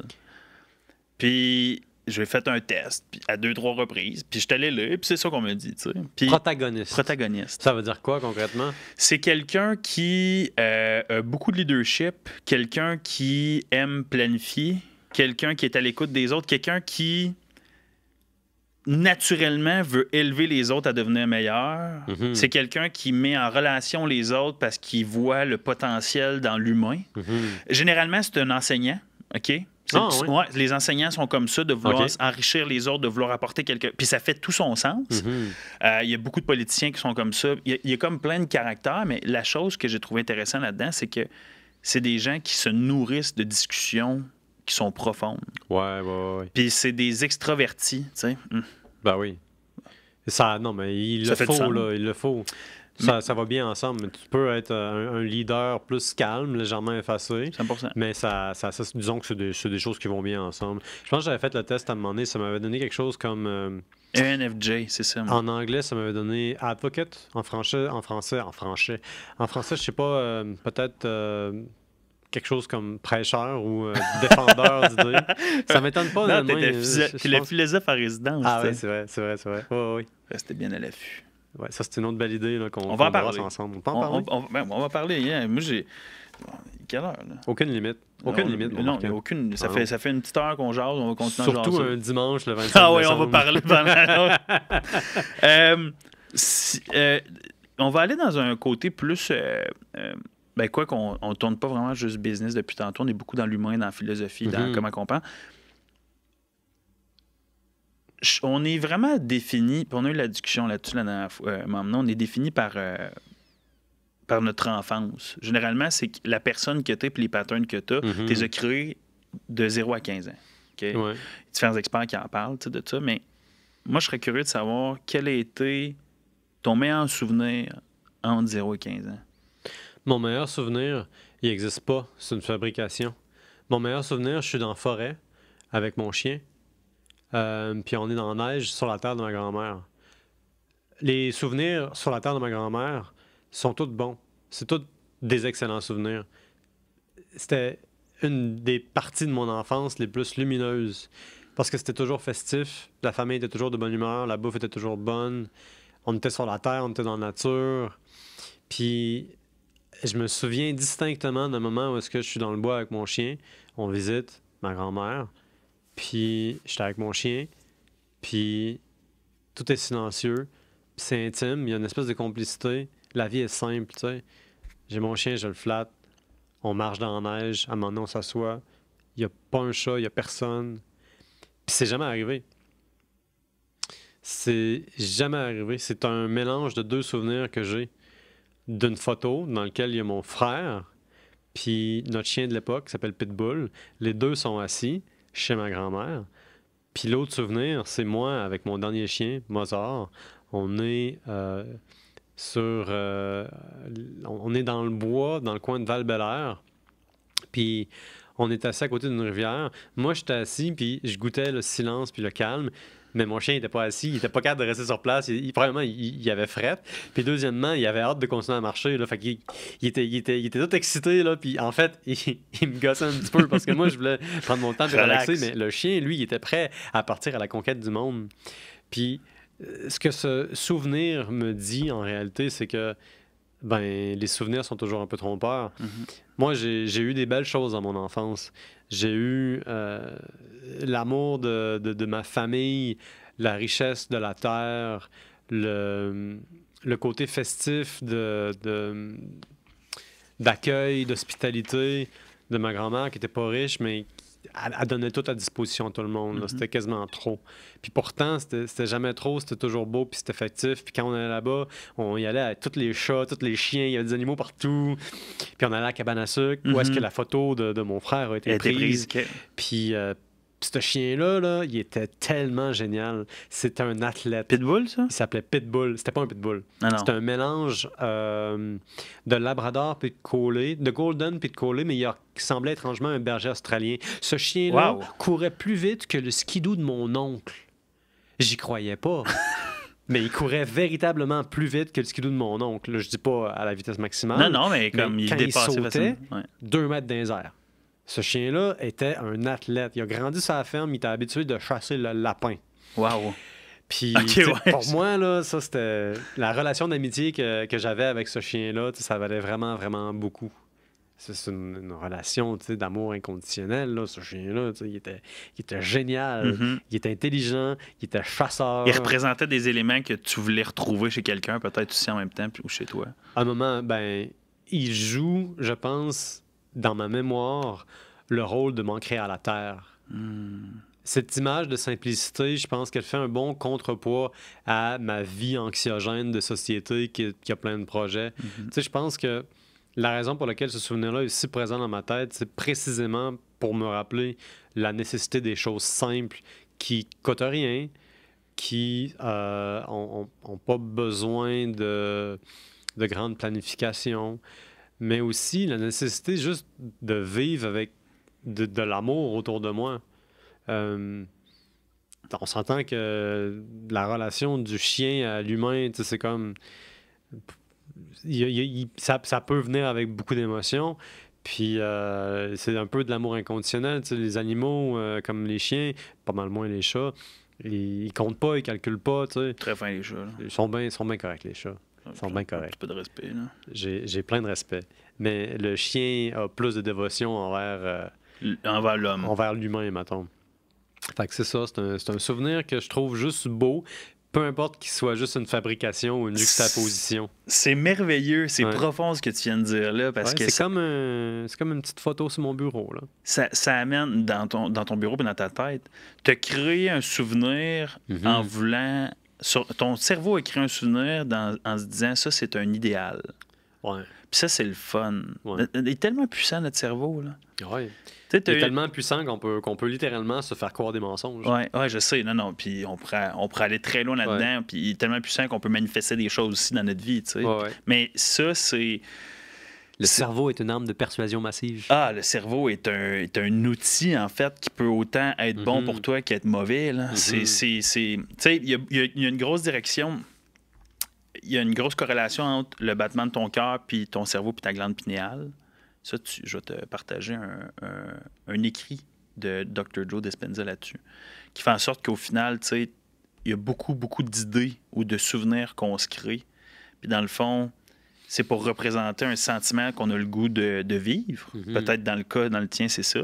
Ou on est capable de créer des souvenirs qui n'existent pas encore puis qui t'amène à les créer, ces vrais souvenirs-là. Je sais pas si tu me suis là-dessus. J'essaye. T'essayes, c'est pas facile. Hein? C'est pas aussi clair et limpide que je pense que tu penses. Ouais, je sais. Des fois, tu vois à quel point la tête peut jouer comme toi, comme pour toi. Ça sera un autre sujet de discussion. C'est bon. Mais des fois, la langue a ses limites. Hein? Je pense Je vais l'écrire. Ouais, c'est ça. Dernière question avant qu'on jase un peu de tout et de rien. Du podcast, du temps d'une bière. De la vie. Du libre arbitre. De tout ça, tu sais. De l'inflation! Ça y est, on l'a perdu. C'est On fini. l'a échappé. Merci, bonne journée. La question. Est-ce que c'est la question qui tue ou la question qui donne la vie? C'est la question qui donne la vie, en fait. Oh boy. Puis je la trouve vraiment intéressante, cette question-là, parce que ça en dit long sur clore le podcast, mais ça en dit long sur la personne aussi qui y répond. Puis c'est... si tu pouvais dîner avec 3 personnes mortes ou vivantes dans la vie, qui seraient-elles et pourquoi chacune d'entre elles? J'aimerais ça souper avec Marc Aurèle. OK. Tu sais, parler de ses motivations à écrire, de sa relation avec lui-même. J'aimerais ça inviter Jordan B. Peterson. C'est un gars qui a une grosse influence puis que j'ai trouvé farouchement intéressant juste du point de vue de l'approche psychologique de la mythologie antique. Ça m'a réconcilié un peu avec des intérêts de jeunesse pour la religion comparative de Mircea Eliade, qui est un des grands spécialistes de la pensée antique. Fait qu'il m'a comme réconcilié un peu avec des intérêts que j'avais quand j'avais 15 ans, là, puis que je lisais sur genre la mythologie. Mais aussi des trucs plus psychologiques comme les origines de l'amertume. Tout ce qu'il disait par rapport à l'amertume, à Caïn et à Abel, ça me marquait profondément parce que ça révélait dans le fond des sources de frustration que j'avais qui étaient comme la conscience de ne pas me développer au point où est-ce que j'en avais besoin. C'est la conscience de besoin qui n'était pas répondu qui faisait que j'étais plus faible en tant que caractère que ce que je pouvais être. Je comprenais mieux ce que je pouvais être, puis ce que j'étais pas en comparaison. Puis finalement, j'inviterais un moine tibétain ou quelqu'un qui a passé 20 à 30 ans dans une caverne avec qui je pourrais mystérieusement parler en anglais ou en français. J'aimerais inviter quelqu'un comme un taoïste qui passe sa vie dans la méditation juste pour examiner un peu les profondeurs de son inconscient. Wow. Juste pour avoir une certaine perspective, mais juste pour voir comment ces 4 individus-là dont je ferais partie pourraient avoir une conversation sur l'éthique, sur la vie. T'imagines-tu? Ça serait intense, là. Tout le monde autour de la table. Ça serait intense pas mal. Oublie pas, hein, tantôt, il faut qu'on regarde pour les billets pour Jordan Peterson. Ouais, bon. On va regarder ça tantôt. D'accord. Parce que moi, je pense qu'on pourrait peut-être le déranger, tu sais, pendant sa conférence. Hey! Hey! Viens à mon podcast! Ah oui, ça va juste être la millième fois qu'il va se faire dire ça cette journée-là. 1000? Ouais, cette heure-là, je pense. Ouais, viens à mon podcast? Non, je pense que ça serait Ce peut-être... gars-là, il se fait dire ça à chaque seconde de sa vie. Oui, mais pas en direct à Ottawa, là. C'est vrai. Hey, Comme si on avait une chance de l'inviter sur on notre monte podcast. une photo du studio, man, on est comme... Ben oui. C'est sûr qu'il a dit 100% automatisé, mon Jordan. Il dit oui, juste pour ça. 100% Wow. automatisé. Ben oui. Ah, il est incroyable. The Dragon of Chaos. Ouais. Je vais te le partager tantôt parce que j'écoutais... je suis comme dans un... je suis tombé sur une vidéo sur YouTube que c'est 5 heures de contenu de lui, mais des moments différents, différentes conférences et tout. Puis celle que je suis rendu en ce moment, je l'ai écoutée, je pense, comme 6 fois le 15 minutes sur reprise. Je le finissais, je le recommençais pour mieux assimiler, mieux filtrer l'information, essayer de me positionner là-dedans. Puis, wow, il y a une profondeur, cet homme-là, il est tellement proche de ses émotions. Quand il parle... c'est ça qui est étonnant avec lui, c'est qu'il est aussi émotif que cérébral. Ah, c'est ça, fou. Il arrive fréquemment de verser des larmes parce que... Il pense, il vit, il vit ce qu'il dit. Ouais. Littéralement, tu sais. Je comprends ce que tu veux dire. C'est ça aussi que je ressens quand je le vois aller, puis c'est ce qui fait que tu as toujours un peu l'impression qu'il va se casser à la gueule. Ouais. Puis d'ailleurs, il se casse la gueule. Ouais. Mais il est correct avec ça, parce que la vie, c'est se casser à la gueule. Ouais. Ah non, c'est des trois bonnes personnes. Toi, t'inviterais qui? J'ai-tu le droit de te poser la question? Non. Mais là, c'est un peu trop tard. Il aurait fallu que je te pose la question avant de te poser la question. Tout de suite, moi, c'est pas une question de montage. Ben, clairement, tu m'inviterais moi, puis Jérémy, puis Jordan B. Peterson. Ben, tu sais, Jordan B. Peterson, c'est sûr. Ben oui. J'inviterais parce que là, ça commence à m'intéresser beaucoup. Premièrement, Platon ou Pythagoras.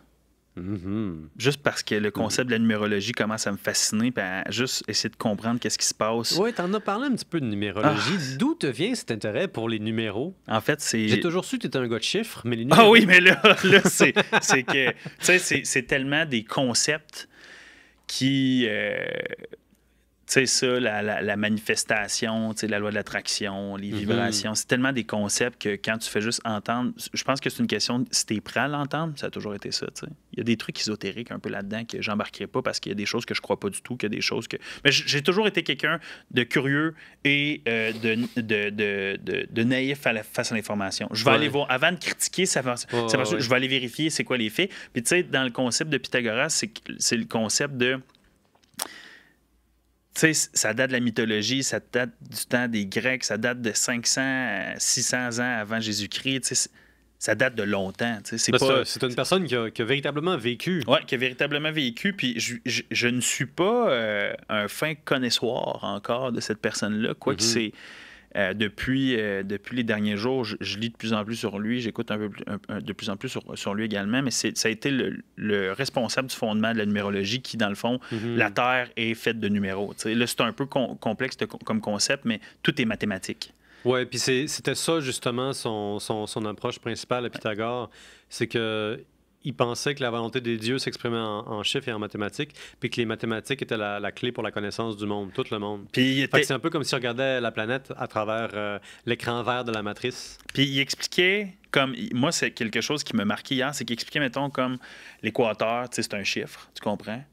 comme le degré, en fait, où est-ce qu'on est placé dans l'univers, c'est un chiffre, comme tout est un chiffre. Puis, en tout cas, ce serait lui. Fait que Jordan Peterson, lui, je veux pas élaborer trop là-dessus parce que je suis pas encore un fin connaisseur, juste que ça m'intéresse beaucoup, fait que j'aimerais ça dîner avec lui. Puis, Jim Carrey. Ah oui. Jim Carrey, all the way. C'est tellement un grand humaniste. Moi, d'un, comme acteur, moi, c'est un de mes acteurs préférés, tu sais, littéralement. Ouais. Comme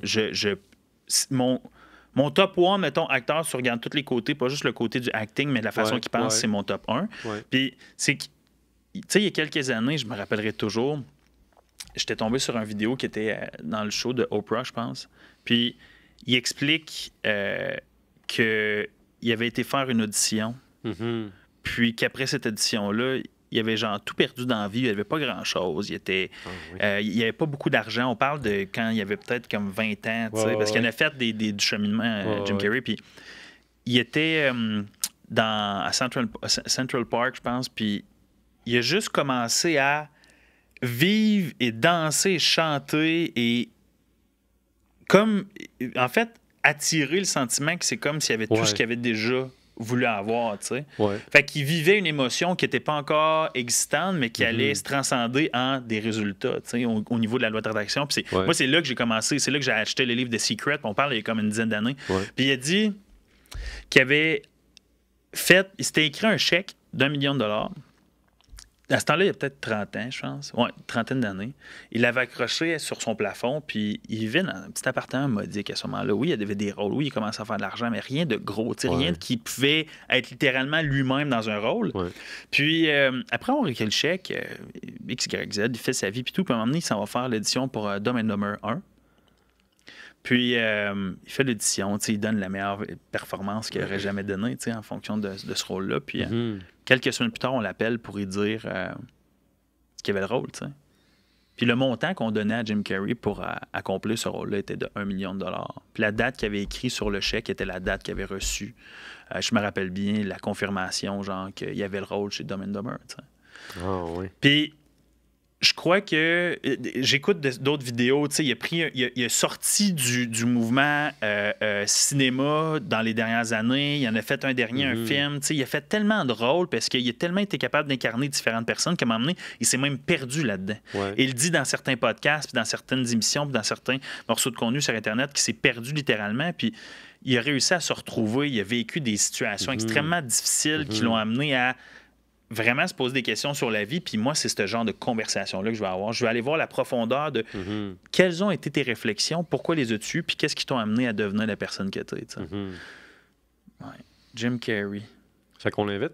Ah, sac. C'est un bucket list. Là.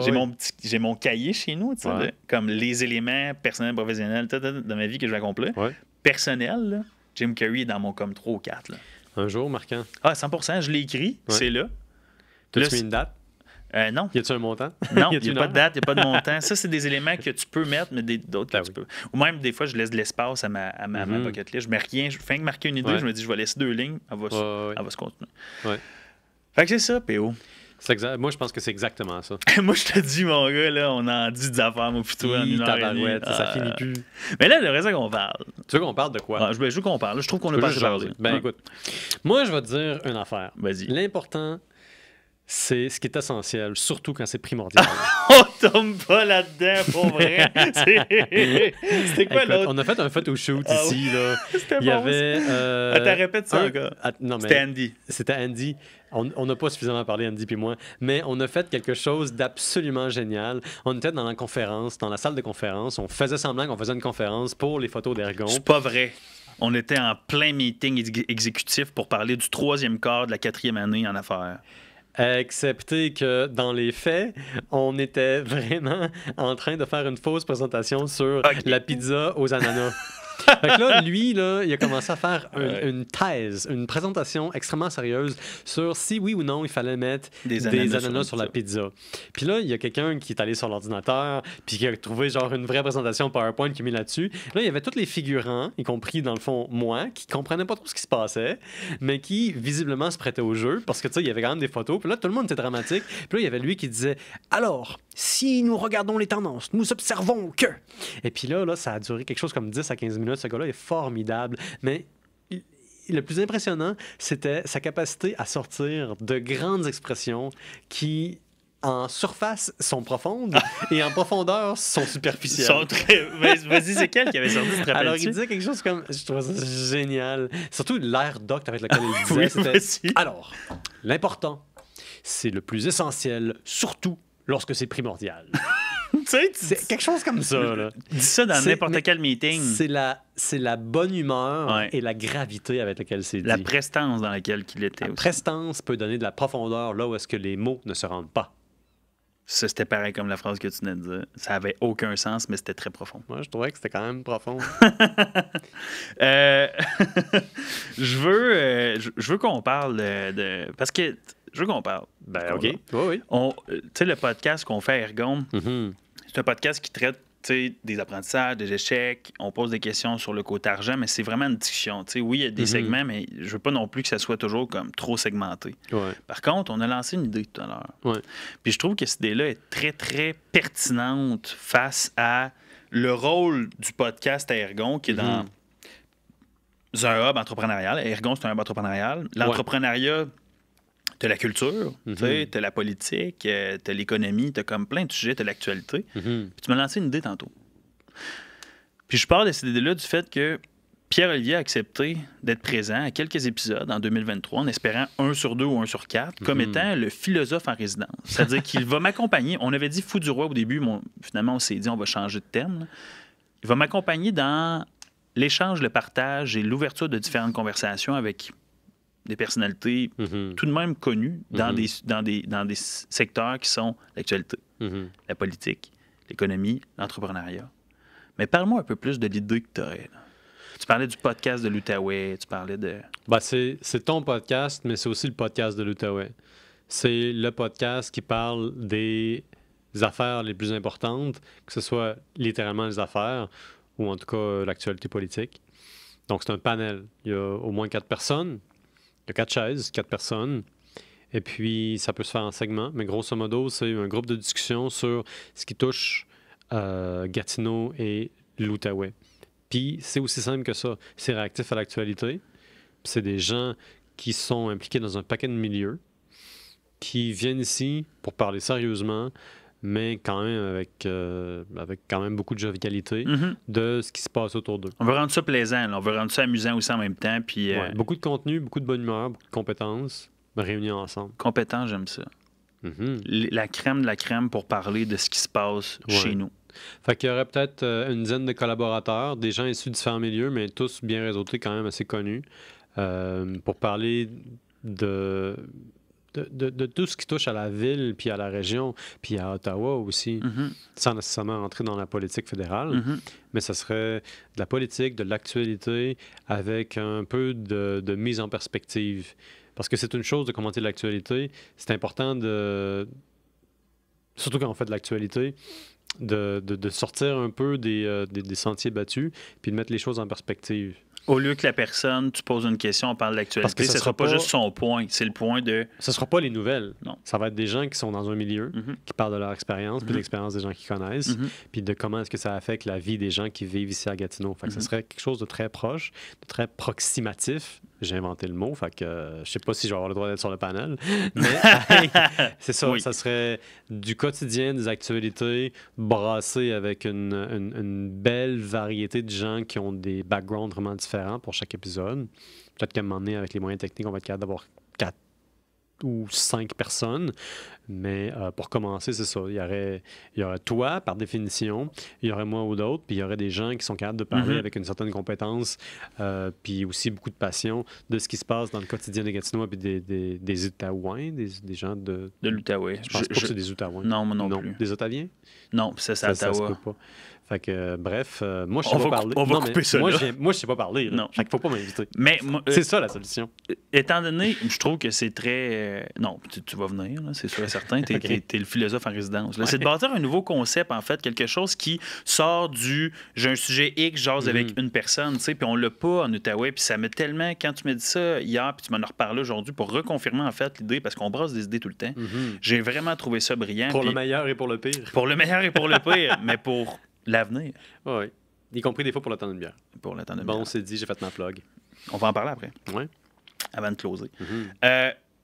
Moi, je le verrais sous une formule de 1h30, facile. Ouais. On est dans un time capsule, on ferme le studio.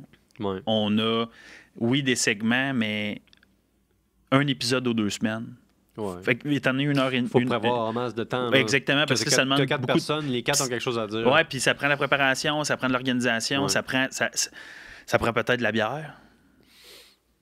Pas Peut-être. nécessaire. Ça prend peut-être des bouchées.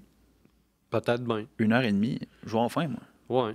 Ça se non, peut. je niaise. Mais il De va falloir des gens qui vont être assidus puis qui vont être intéressés à vouloir présenter leur point de vue de manière objective aussi. Ça va être important. Tu sais, ça va être dans ce... Tu sais, moi, mon rôle, ça va surtout être de faire... Notre rôle va surtout être de faire lever les questions puis des points de vue pour les gens qui écoutent, tu sais. Mhm. Mais en même temps, sans mettre trop l'emphase sur c'est quoi ton opinion à toi, tu sais. Ouais. Je sais pas si tu comprends ce que je veux dire. C'est un équilibre à maintenir. Puis ça se développe en le faisant. Ça commencera pas parfait. C'est tellement philosophique, qu'est-ce que tu viens de me dire. Voilà. Mon emploi est justifié. En terminant, Ouais. parle-nous un peu du temps d'une bière. Temps d'une bière, c'est le temps qu'on prend pour parler de nos voisins d'une autre époque, de nos cousins de notre temps, tout ça pour le temps d'une bière. On parle de bien des belles affaires, de qu'est-ce que les gens qui ont construit les pyramides d'Égypte buvaient, à quel point est-ce que le rhum, le gin et le whisky a eu une incidence sur la Révolution américaine. On parle des origines surprenamment hallucinogènes de la plupart de nos bien-aimés philosophes grecs, y compris Pythagore. On parle de l'histoire de l'alcool, des drogues et de la nourriture. C'est de l'histoire sociale, c'est de l'histoire d'ici puis d'ailleurs, avec des gens d'ici puis d'ailleurs. Puis c'est une fois par semaine, on est sur YouTube, on est sur Google Podcast, puis on a bien du fun, puis souvent, c'est le temps d'une bière. Qui t'inviterait? Qui serait... On termine avec cette question-là. Ouais. Qui serait l'invité avec un grand L que tu aimerais recevoir sur le podcast? Ben, tiens, on parlait de Jordan Peterson. Oh, Hey, ça ferait une conversation, mon gars. Ça serait... Mais lui, je pense qu'il boit pas d'alcool. Ouais, il Puis boit pas. aussi, il a fait sa thèse sur l'alcoolisme. Fait que, tu sais, il y aurait clairement un nexus, là. Il y aurait clairement un lien avec mon podcast. Mais sinon, j'aimerais beaucoup, beaucoup inviter Charles Beauchesne. Ce serait à la fois plus pertinent et plus réaliste parce qu'il parle français, mais aussi parce qu'il est tellement drôle. Il y a du bon contenu, il est historiquement assez sur la coche, puis super original. Puis en plus de ça, il y a un beau petit humour vraiment incisif. Là, c'est mordant. Il y a une belle façon de parler qui fait que c'est toujours accrocheur. Ces capsules, les pires moments de l'histoire, là, c'est un petit peu une petite inspiration pour moi. Je l'aimerais bien en studio. Là. J'aimerais bien qu'il vienne dire bonjour pour le donner une bière. Comment faire pour le contacter? Ah, c'est déjà fait. Ah, on va faire plein de Reels. Ah ouais, c'est ça. On va le taguer Ah ouais, c'est ça. sur YouTube, Ouais. sur Instagram, Mais je pense sur qu'il Facebook. est pas mal occupé. Si je suis capable de l'avoir en 2023, Lorsque. c'est ça. Quand je vais être capable, je vais être bien heureux. Je vais être bien heureux d'ici là aussi. Là, le podcast se développe quand même assez bien. On a des beaux projets. Là. À ce moment-ci, j'ai enregistré 2 épisodes avec la petite bière, Émilie Leclerc, qui est une actrice de Montréal, qui a aussi son blog, puis qui se présente elle-même un peu comme une créatrice de contenu, si on veut, une ambassadrice du nectar de la bière artisanale. Puis j'ai fait 2 épisodes aussi récemment avec Sylvain Bouchard de Unibrou. On a parlé de la chasse-galerie, on a parlé des légendes du Québec à travers les bières de Unibrou. Wow. Et puis, je prévois aussi 2 épisodes avec le coureur des bières, qui est un peu comme le Indiana Jones québécois du monde de la bière. Donc, Passionnant. je n'en dis pas plus. J'ai tellement hâte. 2023 s'annonce une année extrêmement prometteuse. Mhm. Je crois que ça va être une belle... comment je pourrais dire ça? Une belle tremplin. période de développement. Une belle baguette de développement puis un tremplin. Ben écoute, je te souhaite aussi beaucoup de succès, puis de joie, puis de santé pour 2023. Je te le dis parce qu'on est à quelques jours de la nouvelle année. Ouais. Je pense que pour Ergon aussi, là, les choses vont bien avancer. Mm-hmm. Tu vas avoir ben trop de projets, comme d'habitude. Je te souhaite de trouver l'équilibre là-dedans. Merci. Mhm. J'apprécie, je me le souhaite moi aussi. Fait que sur ce, merci pour ton temps aujourd'hui. Merci à tous. Puis on se revoit. Ben, en fait, le podcast va sûrement être sorti en début 2023. Mais j'étais content d'avoir cette discussion-là avec toi, P.O. aujourd'hui. C'est toujours un plaisir. Ça faisait longtemps. Puis là, ça a juste brassé d'autres idées dans ma tête. Fait que je vais partir écrire ça. On est sur le point de partir un meeting. Là. Ah oui, ça s'en vient. On y va. Ah non. Au revoir. C'est terrible. OK, salut.